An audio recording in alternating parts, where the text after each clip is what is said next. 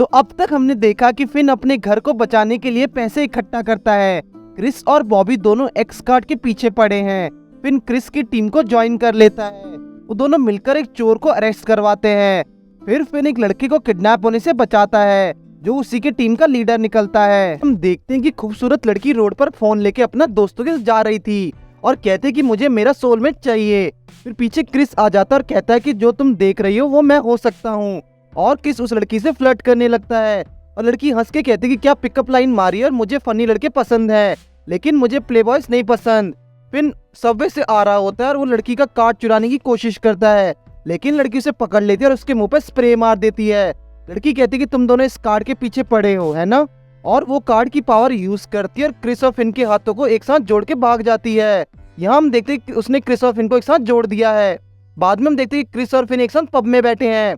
Fin कहता है कि अगर वेंडी और विजय को पता लग गया तो वो हमारा मजाक उड़ाएंगे, और विजय से बोलता है कि यह बात किसी को ना बताए। तभी पब ओनर उनके लिए आइसक्रीम लेके आता है और फिन क्रिस से कहता है कि चलो कार्ड लेके आए ताकि हम लोग अलग हो सकें। और क्रिस भी कहता है हाँ इस वीक मेरी डेट है और मुझे जल्दी अलग होना है। और वो दोनों लड़की को ढूंढने की बात करते हैं। तभी विजय बताता है कि उस लड़की का नाम चेल्सी है और वो अपनी लोकेशन हर टाइम पोस्ट करती रहती है। और वहाँ पर वो लड़की स्विमिंग पूल में अपने फ्रेंड्स के साथ वॉक कर रही है। और फिन और क्रिस वहाँ आ जाते हैं और उस लड़की से बोलते हैं कि हम दोनों कैसे हैं, शायद मैं तुम्हारा सोलमेट बन सकूं। लड़की कहती कि ऐसा कभी नहीं हो सकता। फिन बहुत कड़क आवाज में कहता है कि हम कार्ड्स को कलेक्ट करने के बिजनेस में हैं, अगर तुम हमारे हाथ खोल दो और कार्ड हमें दे दो तो हम तुम्हें कुछ नहीं करेंगे। लड़की उनके ऊपर गिलास फेंकती है और भागने लगती है। फिन और क्रिस भी उसके पीछे भागते लेकिन वो भागते भागते गिर जाते हैं। वो लड़की जिसका नाम चेल्सी से उन्हें मारकर स्विमिंग पूल में गिरा देती है और फिर वहां से चली जाती है। क्रिस अपने हाथ को काटने का ट्राई करता है लेकिन उन्हें सक्सेस नहीं मिलती। बाद में दोनों एक साथ रास्ते में जा रहे होते हैं, डिस्कस करते हैं कि हमने बहुत कुछ कर लिया लेकिन इसको हम अलग नहीं कर पा रहे। दोनों भागने लगते हैं और वहाँ चेल्सी अपनी फ्रेंड के साथ रेस्टोरेंट में बैठी और जैसे वो क्रिस और फिन को देखती है वहाँ से भागने लगती है। चेल्सी उन्हें चकमा देकर यहाँ से वहाँ भाग रही होती है, कभी ट्रेन में, कभी कॉन्सर्ट में, कभी बॉक्सिंग रिंग में, लेकिन वो दोनों से पकड़ नहीं पाते हैं।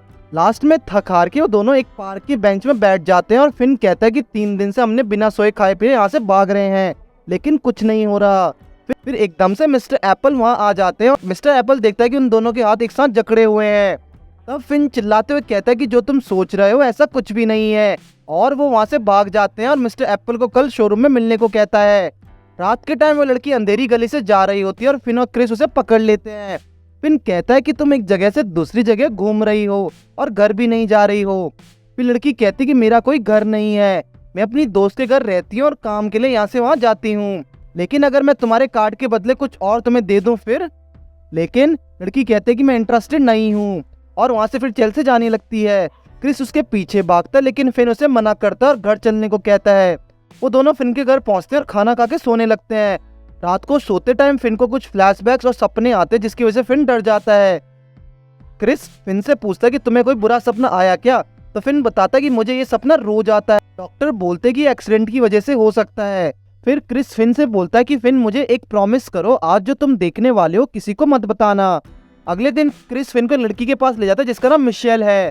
फिन को लगता है कि रेगुलर डेट है लेकिन वो लड़की क्रिस को बड़े भाई कहकर बुलाती है, जिसे सुन के फिन हैरान हो जाता है। मिशेल जो कि क्रिस की छोटी बहन है कहते हैं कि भैया आपने मुझे कभी अपने फ्रेंड से नहीं मिलाया था। क्रिस बताता है कि नया एम्प्लॉय और बहुत अच्छा इंसान है। फिन क्रिस से बोलता है कि मुझे पता नहीं था कि तुम्हारी बहन भी है। क्रिस फिन का मुंह बंद करा देता है और चुप रहने को कहता है। वो तीनों लोग रेस्टोरेंट में खाना खाने जाते हैं और मिशेल वॉशरूम की तरफ जाती है। तभी वहाँ चेल्सी जो कि एज ए वेट्रेस काम करती है वो वहाँ आ जाती है। क्रिस और फिन चेल्सी को देख के हैरान हो जाते हैं। चेल्सी बैठ जाती है और उनसे पूछती है कि तुम यहाँ क्या कर रहे हो, मैंने कॉलग्राम पे पोस्ट करना तो बंद कर दिया था। क्रिस बताता है कि मेरी बहन यहाँ आना चाहती थी। वहाँ वॉशरूम में मिशेल की तबीयत खराब दिख रही है। तभी मिशेल बाहर आ जाती है और चेल्सी से पूछते कि क्या तुम मेरे भाई की दोस्त हो। क्रिस बीच में बोलता है कि हाँ ये मेरी दोस्त है और यहाँ पार्ट टाइम में काम करती है और हम सुपर क्लोज है। मिशेल बहुत खुश हो जाती है और कहते कि यहाँ रिवर साइड में बहुत अच्छी लेक है, क्या तुम हमें ज्वाइन करोगी। और वो चारों साथ में बीच पे जाते हैं। चेल्सी मिशेल से बोलते कि हमें साथ में पिक्स लेनी चाहिए और वो सब बहुत खुश नजर आ रहे हैं। तभी मिशेल जमीन पे गिर जाती है और उसके मुंह से खून आने लगता है। क्रिस चेल्सी को हाथ खोलने को कहता है और उसे जल्दी से हॉस्पिटल ले जाता है। मिशेल की हालत खराब है। तभी डॉक्टर क्रिस को बुलाते हैं, बताते हैं कि तुम्हारी बहन की कंडीशन अब ठीक नहीं है उसे अभी हॉस्पिटल से नहीं ले जा सकते। क्रिस डॉक्टर से बोलता है लेकिन उसने तो हमें कुछ नहीं बताया। लेकिन डॉक्टर बोलता है कि उसे पता था कि उसके साथ क्या हो रहा है और वो तुम्हें परेशान नहीं करना चाहती थी। यहाँ मिशेल होश में आ गई है और तो फिन को पता लगता है क्रिस भी अनाथ है। क्रिस रूम में आता है और मिशेल के सर पे हाथ फेरता है। क्रिस फिन को बताता है कि मिशेल ठीक है और बस उसने थोड़ी ज्यादा मस्ती कर ली थी। लेकिन चेल्सी को पता लग जाता है कि वो झूठ बोल रहा है। क्रिस कहता है कि झूठ कभी कभार अच्छा होता है, ये किसी को हर्ट नहीं करता। क्रिस कहता है कि मैं बहुत खाली हूँ अंदर से, अगर तुम मेरा मास्क भी हटा दोगी तो अंदर कुछ नहीं मिलेगा। चेल्सी कहते हैं कि मैंने मास्क के नीचे तुम्हारा असली रूप देखा है और वो कहते हैं कि जब मेरा माइंड बदलेगा तो मेरा कार्ड ले सकते हो। मुझे ये नहीं पता कि मेरा माइंड कब बदलेगा, लेकिन बदलेगा जरूर। क्रिस चेल्सी को थैंक यू बोलता है और कहता है कि जब भी टाइम आएगा मैं कार्ड लेने आऊंगा। हम देखते हैं कि कहीं पे आग लगी होती है और एक ब्लैक नाइट वहाँ पर होता है। एक छोटा बच्चा उस नाइट से बचते बचाते इधर उधर भाग रहा है, लेकिन वो नाइट उसे पकड़ लेता है। फिर हम देखते हैं कि फिन एकदम से नींद से जागता और ये उसका सपना था। फिन बस में बैठा था और वो डर जाता है। कुछ देर बाद शोरूम में मिस्टर एप्पल आता और फिन के लिए पूछता है, तो क्रिस कहता है कि वो पर्सनल रीजन से छुट्टी पर है। लेकिन मिस्टर एप्पल उसे इग्नोर कर देता और कहता है कि मैंने तुमसे नहीं पूछा। क्रिस कहता है कि शायद तुमने उस दिन हमें हाथ पकड़े देखा था तो तुम्हें कुछ गलतफहमी हो गई है। मिस्टर एप्पल कहता है कि अगर ऐसी बात है तो तुम्हारा फिन से क्या रिलेशनशिप है? हमारा रिलेशनशिप? क्रिस बोलता है कि मैं उसका मेंटोर हूँ और वो बड़े भाई की तरह हूँ, कुछ भी हो। मिस्टर एप्पल कहता है कि मुझे तुम पसंद नहीं हो। वहाँ फिन फूल का गुलदस्ता लेके अपने ऑर्फनेज पहुँचता है और वो देखता है कि दो बच्चे लड़ रहे हैं और लिंडसे उन्हें चुप करवा रहा है।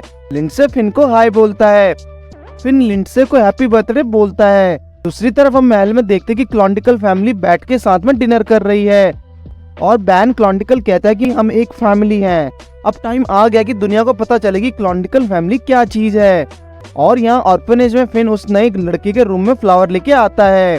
फिन बोलता है कि मैं भी यहीं बड़ा हुआ हूँ तो हम एक फैमिली हुए। छोटा लड़का बुक पढ़ रहा है और कहता है कि नहीं, हम नहीं हैं, मेरे पेरेंट्स मर चुके हैं जो मेरी फैमिली थी। फिन कहता है कि लिंडसे हमारे फादर जैसा और सारे बच्चे उसके भाई बहन जैसे हैं, क्योंकि सबको लिंडसे ने ही पाला है। यहाँ सब बच्चे मिलके लिंडसे का बर्थडे सेलिब्रेशन कर रहे हैं और फिन उसके लिए एक एप्पल गिफ्ट में लेके आता है और सब बच्चे ताली बजाने लगते हैं। लिंडसे फिन को बोलता है कि कुछ टाइम में ही ऑर्फनेज बंद होने वाला है और मैं बच्चों के लिए नया घर ढूंढ रहा हूँ। फिर फिन अपना फोन निकालता और अपने बैंक में डिपॉजिट पैसे लिंडसे को दिखाता है। तो फिन कहता है कि मैं फुल टाइम एम्प्लॉय बनने के बाद इससे भी ज्यादा कमाऊंगा। लेकिन लिंडसे कहता है कि मैं ये नहीं ले सकता, तुमने काम करना स्टार्ट ही किया है फिर भी तुम इतने ज्यादा पैसे कमा रहे हो, क्या तुम किसी गलत काम में फट गए हो? लेकिन तभी वहाँ हैप्पी बर्थडे बोलते हुए बॉबी बॉल आ जाता है और फिन से कहता है कि बहुत टाइम हो गया मिले हुए। लिंडसे बॉबी से पूछा कि क्या तुम फिन के कलीग हो और उससे हाथ मिलाने जाता है, लेकिन फिन उसे रोक लेता और अपनी गन निकालता है। फिन बॉबी से पूछा कि तुम यहाँ क्यों आए हो? बॉबी बोलता है कि मैं तुम्हें मारने आया हूँ। पिनिकल से हारने के बाद मेरे बॉस का ट्रस्ट मुझ पे बहुत कम हो गया है, मैं पूरा हिसाब बराबर करने आया हूँ। बॉबी कहता है कि मैं तुम्हें और इस जगह को खत्म कर दूंगा। बॉबी पूरे रूम में आग लगा देता है और फिन उसके चेहरे पे लात मारने की कोशिश करता है, लेकिन बॉबी दोबारा खड़ा हो जाता है। बाहर लिंडसे किसी को कॉल करके बुला रहा होता है और एक बच्चा कहता है कि सैम अंदर रह गया है। भी फिन देखता है कि सैम भाग के अंदर जा रहा है, फिन भी उसके पीछे भागता है। सैम रूम में अपनी बुक लेने आया, फिन उसे साथ आने को कहता है, लेकिन फिर बॉबी बॉल वहाँ आ जाता है और मार्बल से हमला करता है। फिन सारा अटैक अपने ऊपर लेता और सैम को वहाँ से भागने को कहता है। फिन और सैम रूफ टॉप पर चले जाते हैं, लेकिन बॉबी बॉल भी वहाँ आ जाता है। बॉबी बॉल के हाथों में सैम की बुक भी होती है। नीचे कुछ बच्चे चादर फैलाए खड़े हैं और फिन शूट करते हुए सैम को चादर में कूदने को कहता है और फिन और बॉबी के बीच में लड़ाई चल रही है। फिन भागते हुए बॉबी बॉल के पास जाता, लिंडसे की कुछ बातों को याद करता हुआ बॉबी बॉल को शूट करने लगता है। बॉबी बॉल कहता है कि तुम्हारी गोलियां खत्म हो गई हैं और उस पे मार्बल्स फेंकता है, लेकिन फिर बचते हुए फिन बॉबी बॉल के चेहरे पे बहुत स्ट्रॉन्ग तरीके से हिट करता है और बॉबी बॉल अधमरा जाके गिरता है। बॉबी बॉल फिर 2 कार्ड्स और निकालता है और जिससे उसके पास बहुत सारी एनर्जी आने लगती है। फिन उसके हाथों पर शूट करता है, लेकिन हाथ उसके दोबारा जुड़ जाते हैं। बॉबी अपने लंबे हाथों से उस फिन का गला दबा के उसे हवा में लटका देता है और यहाँ हम देखते हैं कि बॉबी बॉल बहुत भयानक नजर आ रहा है और फिन से कहता है कि यहाँ आने से पहले मैंने पूरी रिसर्च की थी। मैंने सुना था कि बचपन में तुम्हारा घर भी ऐसे ही जल गया था और तुम जले हुए घर की राखों में मिले थे। फिन ये सुन के डरने लगता है और उसे फ्लैशबैक्स आते हैं और वो जमीन पे गिर जाता है। लेकिन एकदम से क्लॉन्डिकल फैमिली की एक लड़की बहुत तेजी से लाइटनिंग फेंकती है और वो लाइटनिंग डायरेक्टली आके बॉबी बॉल को जला देती है। उसके बाद बॉबी बॉल डिस्ट्रॉय हो जाता है।